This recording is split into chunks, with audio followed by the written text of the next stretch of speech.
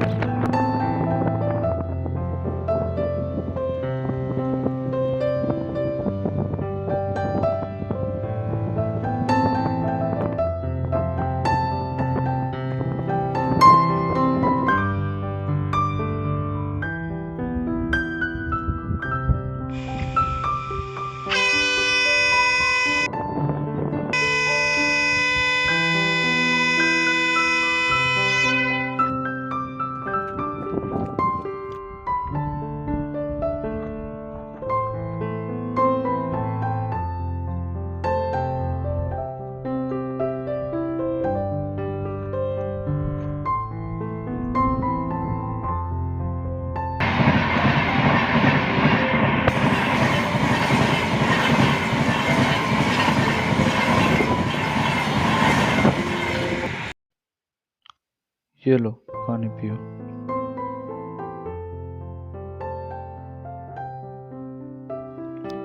अब बताओ क्या परेशानी है? कुछ नहीं भैया, ठीक है चलो। अब बताओ क्या परेशानी है? परेशानी क्या भैया, वही जो हर दूसरे इंसान को होती है। लगता है जब छोटा था तभी सब अच्छा था। जैसे जैसे बड़ा हो रहा हूँ दुनिया घेरती जा रही है। घर वाले के रोज रोज के ताने, पड़ोसियों की बातें अब चुभने लगी है।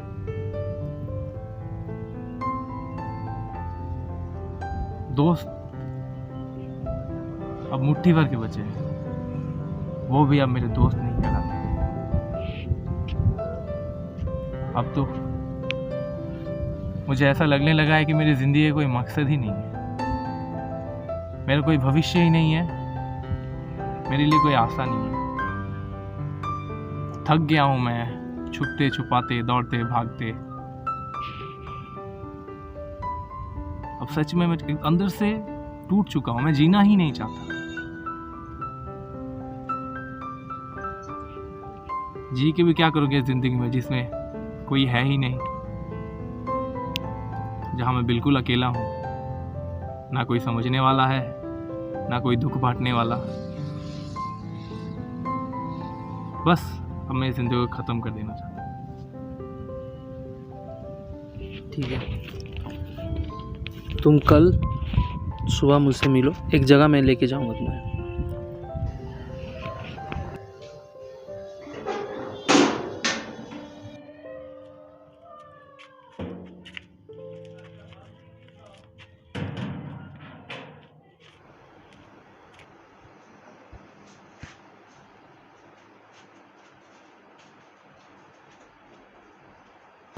खुशी है तेरा निशान, आगे बढ़ जवान, पीछे न हटना कभी। यीशु है तेरी चट्टान, खुशी है तेरा निशान, आगे बढ़ जवान, पीछे न हटना कभी। यीशु है तेरी चट्टान, नैया मेरी मझधार पार। नैया मेरी मझधार कौन लगाएगा पार। केवल यीशु हो सकता है, केवल यीशु हो सकता है तेरी नैया की पतवार। केवल यीशु हो सकता है तेरी नैया की पतवार। क्रूसी है तेरा निशान, आगे बढ़ जवान, पीछे न हटना कभी। यीशु है तेरी चट्टान। सबको जय मसीह की। जय मसीह की। सो ये कहानी शुरू होता है मेरे स्कूल लाइफ से, जब उस भीड़ में मैं अपने आप को बहुत अकेला महसूस करता था। क्यों? क्योंकि मैं उन सब से बहुत ज़्यादा अलग हो चुका था और मुझे ये समझ में आया कि मैं बाकी मेरे दोस्तों की तरह नहीं हूँ और ये दुनिया मेरे सोच से बहुत अलग है, क्योंकि मैंने बहुत कम उम्र में बहुत सारी चीज़ों का अनुभव मेरे जीवन में किया। सो सबसे पहले मेरा एजुकेशन लाइफ, मेरा जो पढ़ाई लिखाई था उसमें धीरे धीरे रुकावटें आना शुरू हो गया। फाइनेंशियल क्राइसिस, आर्थिक समस्या, ये मेरे जीवन का एक बहुत ही बड़ा समस्या था उस समय, और जिस समय बहुत ही ज़्यादा स्ट्रगल कर रहा था। And no one was there to help me. मेरे साथ कोई भी खड़ा नहीं था मुझे सहायता करने के लिए, और मैं कोई एक बड़ा मतलब रिच फैमिली से बिलोंग नहीं करता हूँ। तो मेरे मम्मी पापा का जितना सामर्थ्य है और जितना था वे लोग मुझे सपोर्ट करते थे, लेकिन एक सर्टेन पॉइंट में मैंने देखा कि मैं और आगे नहीं बढ़ पा रहा हूँ। मेरा पढ़ाई लिखाई थम रहा है धीरे धीरे। मेरे दोस्त जिन्हें मैं दोस्त समझता था वे लोग भी मेरे से दूर हो रहे हैं, क्योंकि मैं उनके सामने में एक लूज़र था। मेरा कुछ योग्यता नहीं है, या फिर इस दुनिया में पहचान बनाने के लिए हमें एक डिफरेंट मतलब पर्सनालिटी होना बहुत ज़रूरी है, जो मेरे अंदर में नहीं था। ना ही बात करने का, ना ही कपड़े के मामले में, और ना ही और कुछ। सो उस भीड़ में भी मैं बहुत अलग था, अकेला था। आर्थिक समस्या और मेरा पढ़ाई धीरे धीरे छूटते गया। समहाउ परमेश्वर के दया से मैंने अपने हायर सेकेंडरी को कंप्लीट किया, लेकिन उसके बाद कॉलेज में एडमिशन जब मैंने लिया तब से मेरा स्ट्रगल स्टार्ट हुआ, और धीरे धीरे ये बढ़ता ही गया। और एक समय आया जब मुझे अपना कॉलेज छोड़ना पड़ा।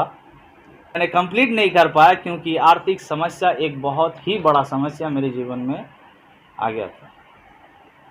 इधर घर से प्रेशर आना स्टार्ट हो गया कि कुछ काम करना है कुछ करो, कुछ बनो, देखो दूसरे को कि दूसरे के बच्चे क्या कर रहे हैं, वो कमा रहे हैं। तो ये सब सुनना पड़ता था, और ये एक मतलब आए दिन घर में झगड़ा होना या फिर इन परिस्थितियों का सामना करना, और इससे मैं दिन ब दिन डिप्रेशन में मैं जा रहा था। मैं परमेश्वर को ग्रहण किया 2006 साल में, लेकिन फिर भी एक अकेला व्यक्ति जिसके जीवन में फिजिकल रूप में फिजिकली कोई भी आध्यात्मिक पिता या फिर कोई भी गाइड करने वाला नहीं था। तो इस परिस्थिति में अपने आप को अकेला लेकर के जाना बहुत ही कठिन है। और ये बहुत ही मेरे लिए एक बहुत बड़ा चैलेंज था। आज जिस मुकाम पे मैं खड़ा हूँ, आज जिस जगह पे मैं खड़ा हूँ, ये एक बहुत ही लंबा सफ़र और एक बहुत ही डिफ़िकल्ट सा सफ़र मेरे जीवन का है अभी तक का। किसी ने भी मुझे मदद नहीं किया है। वो महान परमेश्वर जो मेरे साथ खड़ा था, उसने मुझे यहाँ तक आने के लिए मदद किया। मेरे जीवन में एक से एक बड़ा बड़ा परिस्थिति मुझे डुबाता जा रहा था, लेकिन उस समय मैंने परमेश्वर के वचनों के प्रति ध्यान दिया। उसके प्रॉमिस, उन्होंने जो वादा किया है हमारे लिए, उन वादों के ऊपर मैंने ध्यान दिया।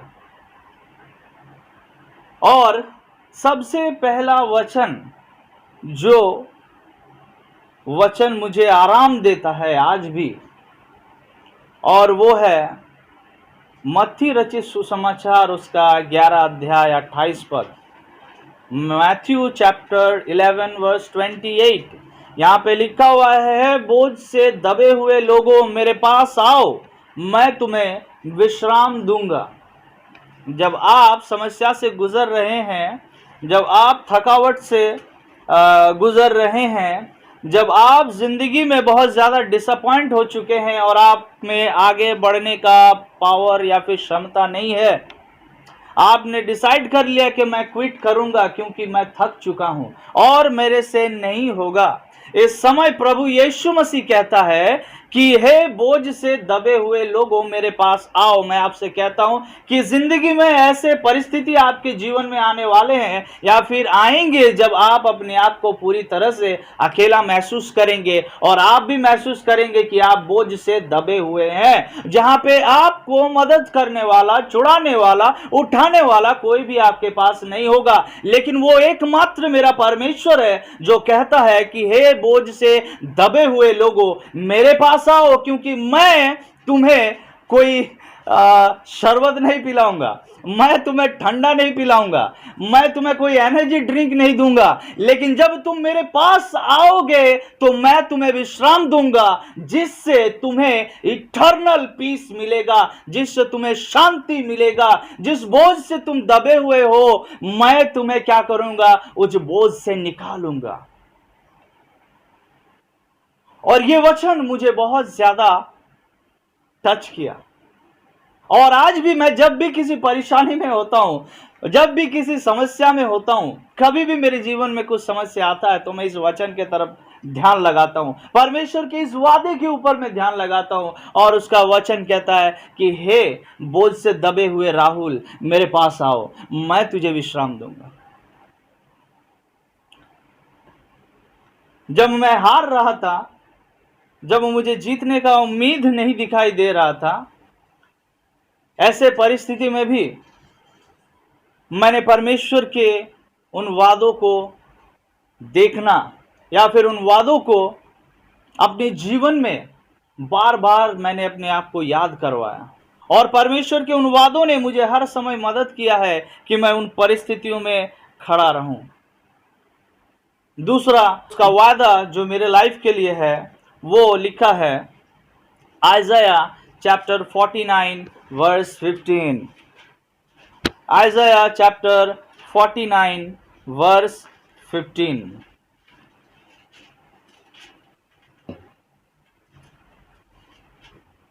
यहाँ पे लिखा हुआ है, क्या यह हो सकता है कि कोई माता अपने दूध पीते बच्चे को भूल जाए और अपने जन्माए हुए लड़के पर दया ना करे। यहाँ पे परमेश्वर हमें उनके वचन के द्वारा कह रहे हैं कि क्या ऐसा हो सकता है कि एक माँ अपने बच्चे को भूल सकता है? यस।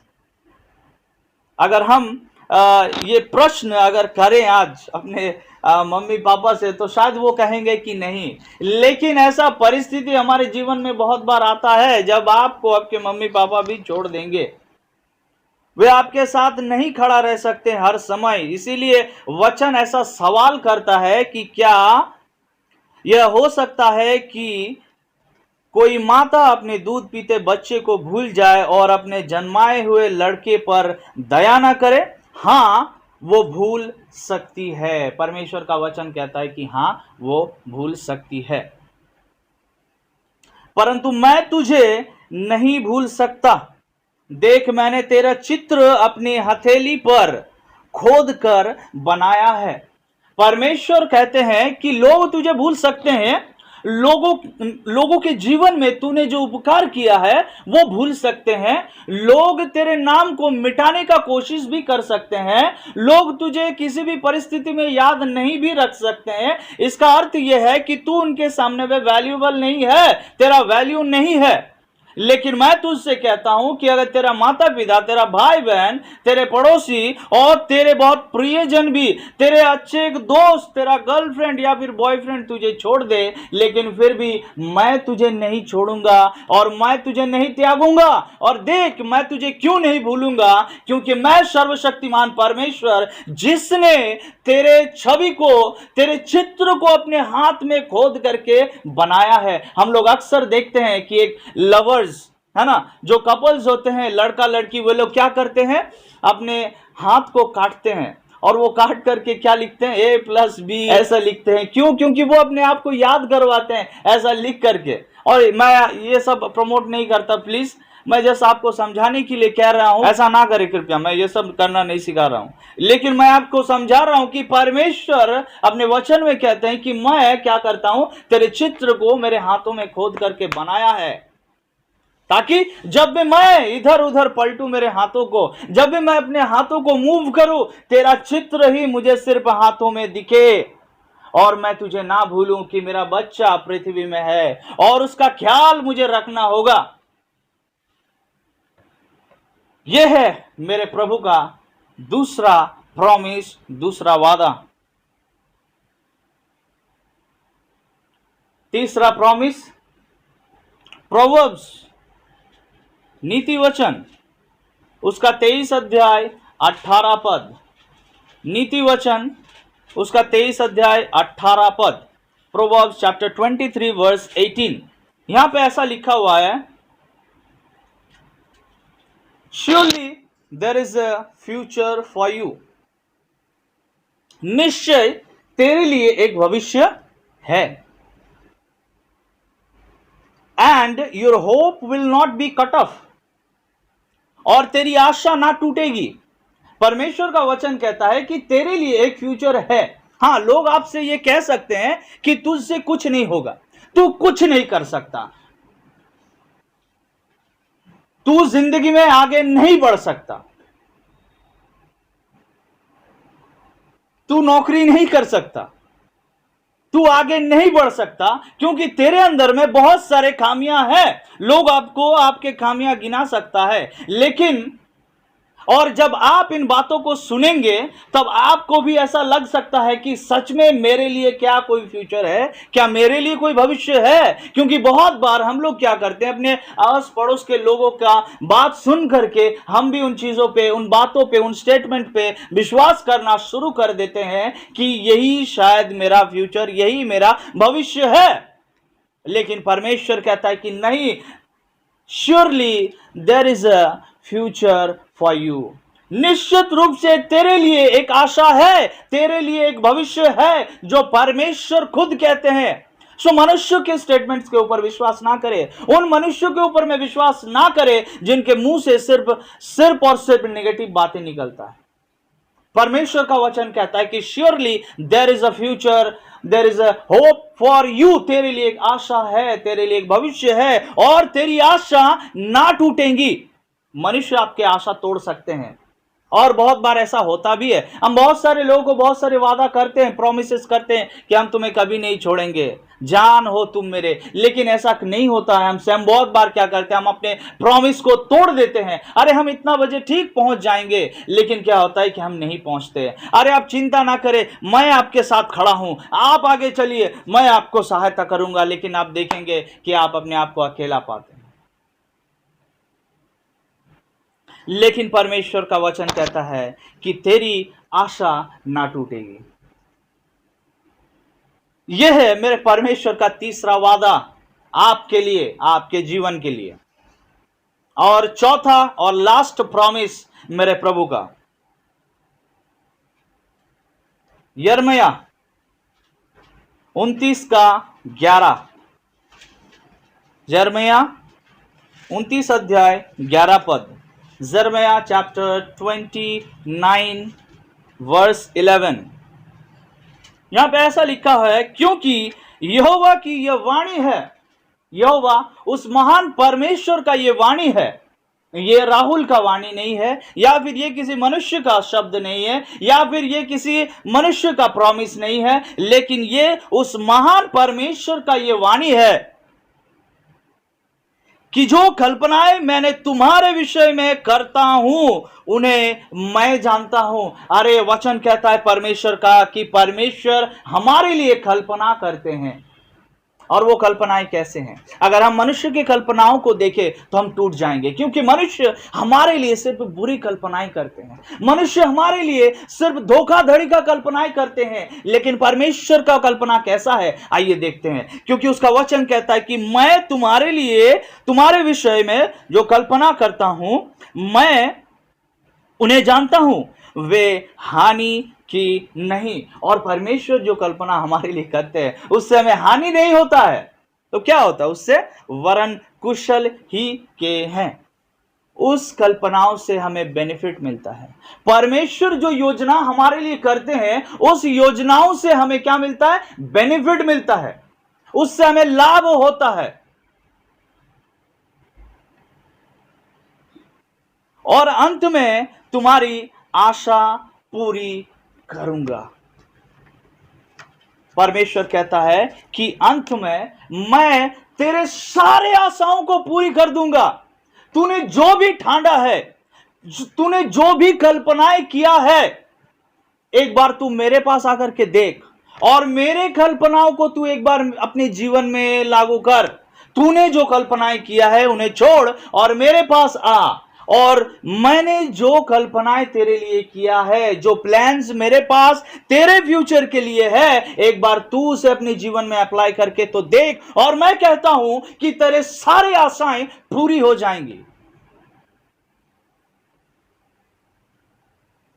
और मैंने कभी नहीं सोचा था कि अकेले गिरते पड़ते, जब मेरे पास ऐसा कोई लीडर खड़ा नहीं था, आज भी मैं ठोक करके कह सकता हूं कि मेरे पास ऐसा कोई भी व्यक्ति खड़ा नहीं था। हम अपने आप को क्रिश्चियन कह सकते हैं, लेकिन ऐसा कोई भी क्रिश्चियन लीडर नहीं था मेरे पास। इस सिचुएशन में हर कोई ठुकरा था, हर कोई मुझसे बैर रखता, हर कोई अब मेरे से कंपटीशन रखने वाला व्यक्ति मैंने अपने जीवन में देखा है। लेकिन उस परमेश्वर ने मेरे लिए योजना 2006 में किया था, जब मैंने उसे अपना जीवन दिया था और मैंने कहा कि प्रभु मैं तेरी इच्छाओं पे चलना चाहता हूं, तू जो मुझे चाहता है करवाना मैं वो करूंगा। और उसने कहा कि बेटा मैंने तेरे लिए जो योजना किया है ये सभी भलाई के लिए है, तेरे कुशल के लिए है, तेरे मंगल के लिए है, और देखना अंत में तेरे सारे इच्छाओं को मैं पूरा करूंगा।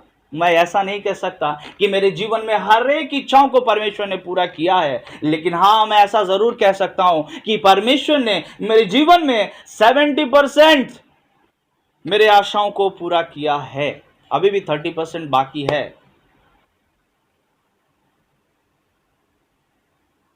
सो कभी भी जीवन में निराश ना हो जाए, कभी भी जीवन में हताश ना हो। जब भी आप अपने आप को अकेला महसूस करें, जब भी आप अपने आप को उन हर एक परिस्थितियों में अकेला महसूस करें, तो उस महान परमेश्वर के सामने में आए, उनके वादों को, उनके प्रॉमिसेस को देखिए, जो कहते हैं कि तुम मेरे पास आओ मैं तुम्हें विश्राम दूंगा। वो हमें कहते हैं कि मैंने तुम्हारे लिए कल्पनाएं किया है और वो भले के लिए है, वो कुशल के लिए है, तेरे सभी आशाओं को मैं पूरा करने वाला हूं। जब आप इन प्रॉमिसेस के ऊपर में, जब आप इन प्रतिज्ञाओं के ऊपर में, इन वादों के ऊपर में ध्यान देंगे, तो निश्चित रूप से परमेश्वर आपके जीवन में आशा लाएंगे, आपके जीवन में होप आने वाला है और परमेश्वर आपके जीवन को बदल कर दिखाएगा। चाहे लोग आपके विरुद्ध में कितना क्यों ना हो, चाहे लोग आपके विरुद्ध में कितना कुछ भी क्यों ना कहे, चाहे लोग आपके विरुद्ध में कितना क्यों ना षड्यंत्र करे, लेकिन उस परमेश्वर ने कहा है कि मैंने तेरे लिए योजना किया है और किस मेरे योजनाओं को वो रोक दे तेरे जीवन के लिए, ऐसा कभी भी नहीं हो सकता। क्योंकि जब जब परमेश्वर ने किसी व्यक्ति के लिए, किसी कौम के लिए, किसी जाति के लिए कुछ योजना किया है, तो परमेश्वर ने उस योजनाओं को पूरा किया है। परमेश्वर ने योजना किया एक्सोडस में निर्गमन में उन्होंने योजना किया इज़राइल जाति के लिए, और जिन्हें उन्होंने क्या योजना किया कि उनका योजना यह था कि मेरे जाति को, मेरे कौम को मैं बंधुओं से छुड़ाऊंगा, चाहे फिरौन का पावर कितना क्यों ना हो, चाहे फिरौन के पास कितने भी बड़े बड़े जादूगर क्यों ना हो, चाहे फिरौन के पास कितना भी सेना क्यों ना हो, लेकिन मेरे परमेश्वर ने सिर्फ एक व्यक्ति को भेजा जिसका नाम मूसा, सिर्फ एक जन को, ना ही अस्त्र शस्त्र के साथ और ना ही सेना के साथ, सिर्फ एक जन को भेजा, और परमेश्वर ने पूरा मिस्र देश को हिला के रख दिया, और उसका जो योजना था उसने अपनी योजनाओं को पूरा किया। यह है मेरा परमेश्वर का प्लान, यह है मेरा परमेश्वर का वादा, यह है मेरे परमेश्वर का प्रतिज्ञा। आज अगर आप अपने जीवन में हताश हैं, निराश हैं और अकेला महसूस कर रहे हैं, लगता है कि आपको कोई प्यार नहीं करता, अगर आपको ऐसा लगता है कि नहीं मैं अपनी जिंदगी को खत्म कर दूंगा, मैं और आगे नहीं बढ़ूंगा, प्लीज परमेश्वर के एक बार वचन के प्रति तो ध्यान दीजिए, परमेश्वर के उन वादे के प्रति ध्यान दीजिए, क्योंकि वो आपसे बहुत ज्यादा प्यार करते हैं और उनका योजना आपके जीवन में आपकी आशाओं को पूरी करने के लिए है। परमेश्वर हम सभी को उनके पवित्र वचन के द्वारा आशीष दे। विनती प्रभु यीशु मसीह के नाम से मांगते हैं, आमीन। आज हमारे बीच एक भाई मौजूद हैं और उनके जीवन से, उनके एक्सपीरियंस को हम लोग सुनेंगे। मैं प्रभु को धन्यवाद देता हूँ कि आज उसने मुझे मौका दिया है आप सभी के सामने खड़ा होने का। मैं प्रभु के बारे में 2-4 लाइनें लिखा है जो आप सभी के सामने रखना चाहता हूँ।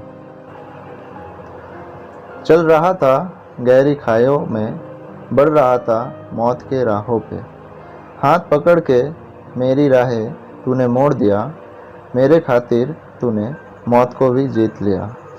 तूने कहा मुझे एक बार चख ले, तू मुझ पे एक बार विश्वास रख ले। बेटा मैं ना तुझे छोड़ूंगा, ना कभी तेरा दिल तोड़ूंगा। परेशान दिल को आज राहत मिला, यीशु तुझे पाके ये ज़िंदगी खिला। अपनों का प्यार होता क्या है तूने ही जताया, परिवार का एहसास तूने ही दिलाया। अब मरना है यीशु तुझ में, फिर से जीना है यीशु तुझ में मर के। परमेश्वर को मैं धन्यवाद देता हूँ कि उसने मेरे जीवन को परिवर्तन किया, आशाहीन जीवन में आशाओं से भर दिया। आइए हम एक गीत गाते हैं और प्रभु को धन्यवाद देते हैं।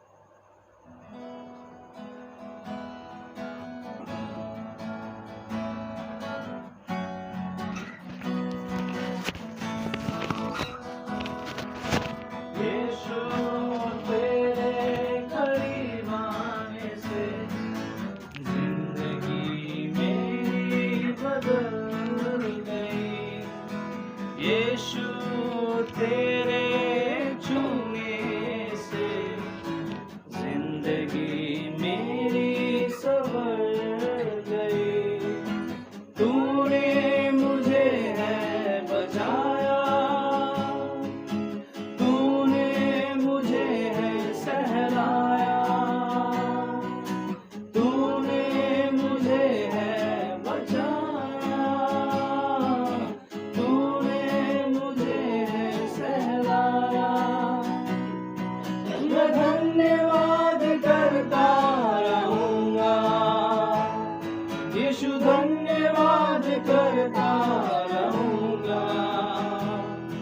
मैं धन्यवाद करता रहूँगा, यीशु धन्यवाद करता रहूँगा।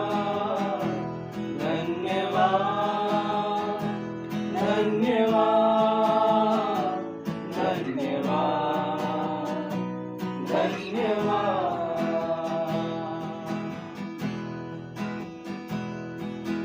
यीशु ने ऐसा प्रेम जताया, मुझको अपना बेटा बनाया।